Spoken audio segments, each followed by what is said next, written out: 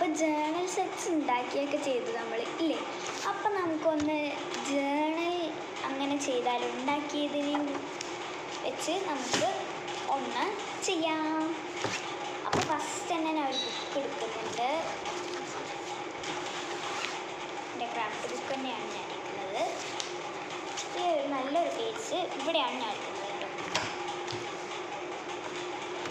അപ്പോൾ വാഷി ടേപ്പ് എടുത്ത് കഴിഞ്ഞിട്ട് കാണാം.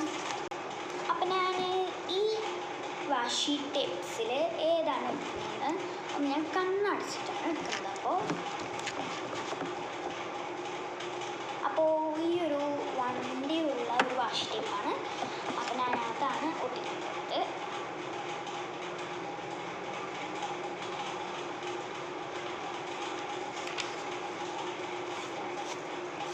ഞാൻ ഇപ്പുറത്തെ ഭാഗമായിട്ടാണ് ചെയ്യുന്നതല്ല, വാഷി ടേപ്സ് ഒട്ടിക്കുന്നത് ഞാൻ അവിടെയാണ്.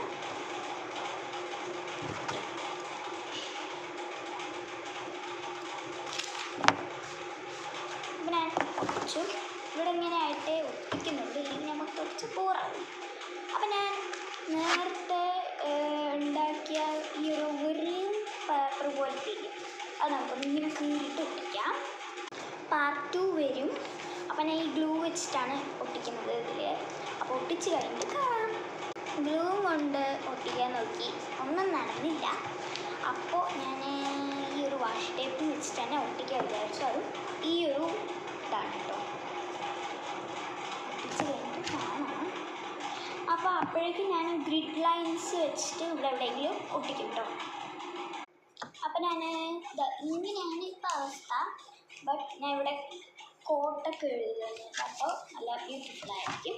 അപ്പം ഞാൻ ഇതിൻ്റെ ഒരു പോസ്റ്റ് ഞാൻ ഇടും.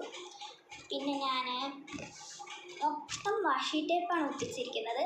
എന്താണെന്ന് വെച്ചാൽ എനിക്ക് ഗ്ലൂ ഉണ്ട്, പക്ഷേ ഇതൊട്ടും വർക്കാവുന്നില്ല. അപ്പോൾ വേറൊരു ഗ്ലൂ ഉണ്ട്, പക്ഷെ എവിടെയാണ് വെച്ചതെന്നറിയില്ല നമുക്ക്.